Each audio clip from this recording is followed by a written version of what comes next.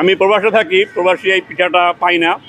শীতকালে আসলে আমরা গ্রামগঞ্জে আগে এই পিঠা খাইতাম, দুধু পিঠা, মানে শীতের সময় রসের পিঠা হইতো। এখন তো গ্রামে এই ধরনের আর মা নানিরা কেউ বানাইতে পারে না, শহরে চলে আসছে।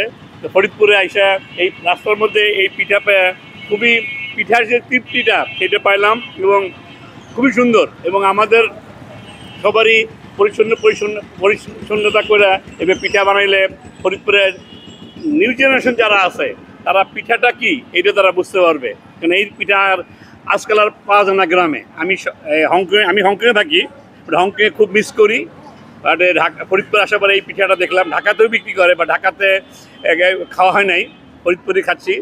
এই যে আমাদের এখানে আপনার সিদ্ধটি, চিদাই পিঠা, হাঁসের মাংস, মানে শীত আসছে এই জন্য আমরা মানে বিক্রি করতেছি। বিক্রি অনেক ভালো হইতেছে ইনশাআল্লাহ, মানে আলহামদুলিল্লাহ ভালো।